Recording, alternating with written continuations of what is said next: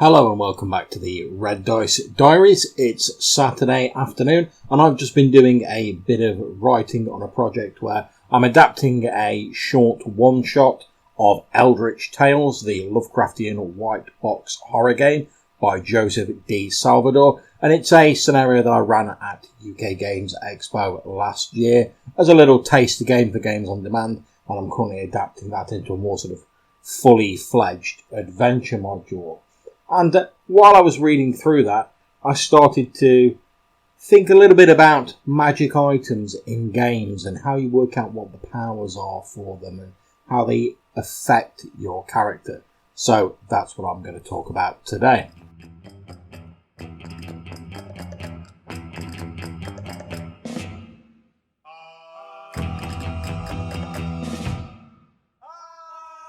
Okay, so what do I mean by magic items? Well, the way I look at it is a magic item is anything that gives your character an ability that they wouldn't have had normally, or that enhances them, or in the case of cursed items, maybe sort of gives them a negative value that they wouldn't have otherwise had.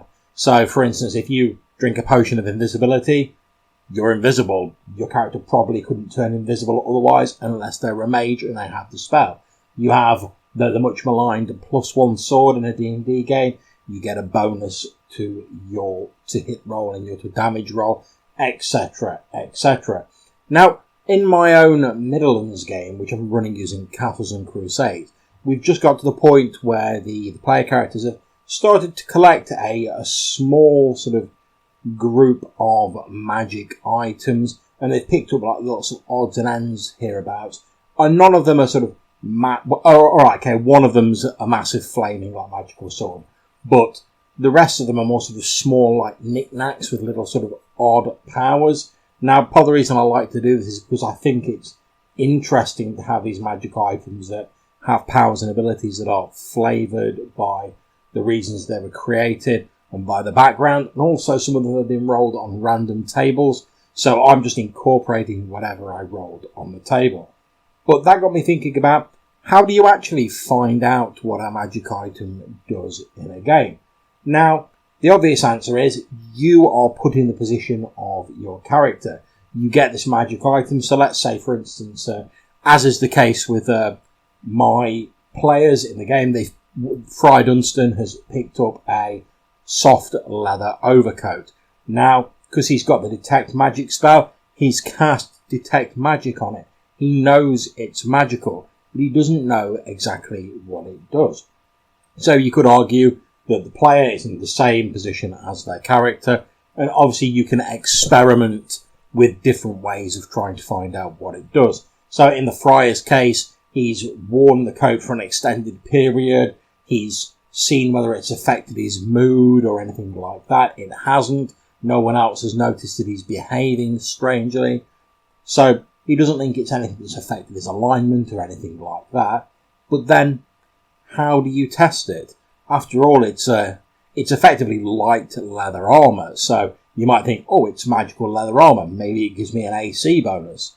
But if you're in a combat and a blow's turned aside by leather armour, unless it's something really obvious, like it's an orc wielding like a two-handed axe, and your light leather coat just shrugs it off like Luke Skywalker brushing his shoulder, then it might just be the case like you've just got lucky, or maybe your opponent got unlucky and the blow was turned aside by the armour anyway. Maybe their weapon's dull. You don't know. It's very difficult to nail it down unless you're stepping outside of the narrative and it's getting a bit meta and you've got the numbers and whatever, and you know that a certain number should have hit you if you just got normal armour on, but the GM tells you it hasn't. So if you can't do that, you've no real way of knowing if it gives you an armour bonus. What if it has more esoteric powers? And obviously I'm not going to go into the exact powers that it has here in case any of my players are listening, but beyond that, what do you actually do to find out what these powers are?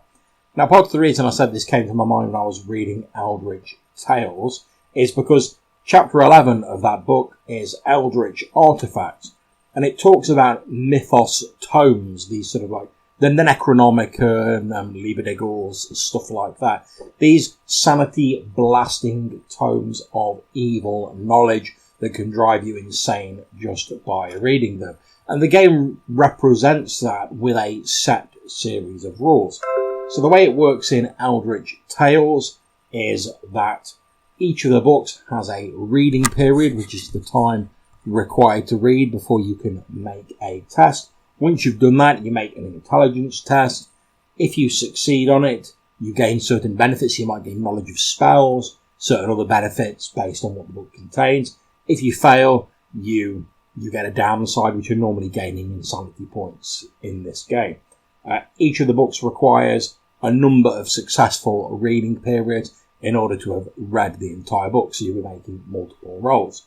Now, I thought that was quite interesting. Obviously, it works well for the Cthulhu mythos, where anyone who knows anything about the mythos or has played any mythos games knows that if you see a book bound in human skin with a face on it, don't pick that shit up and just read it, or your mind is inevitably going to snap or something horrendous is going to happen. Now, as a disclaimer, I should probably say here that if I'm ever in a Cthulhu Mythos game, I know the tropes, I know the genre conventions, and I embrace them gleefully, and I will quite happily be the person who goes, "Oh, a copy of the Necronomicon," picks it up, reads it, and then is found either dead or gibbering to himself in a corner by the rest of the party.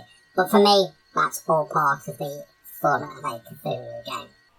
So I found it interesting that there were actually rules for this, and this got me thinking about the 5th edition game that I'm playing in my old face-to-face group, and how there's the idea that over a certain amount of time you can automatically attune yourself to a magic item, gaining knowledge of how the magic item works and the abilities that it has.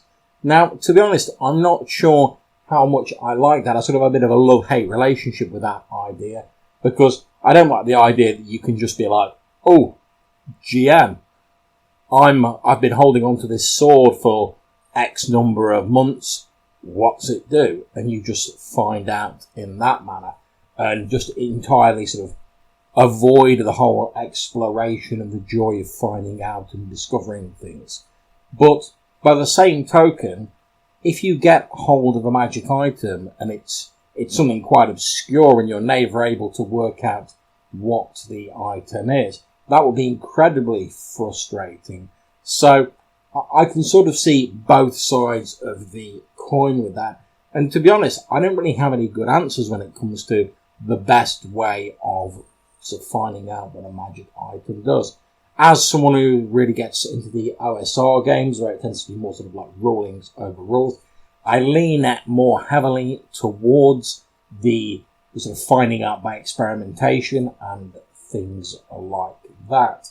So I thought I'd put this out there to you, the audience. If you've got any great ideas for either rules or methods that people have used, or if you've even got any crazy stories about ways that people have found out to discover the potential highs and lows, the pitfalls and the powers of magic items in D&D and other RPGs, please either get in touch with me at reddicediaries@gmail.com, or feel free to drop me a voicemail at Anchor and let me know your thoughts on the matter. I'd really love to hear what you have to say. So until I see you next time, keep rolling those dice, take care, and whatever game you're playing, enjoy yourselves. See you soon.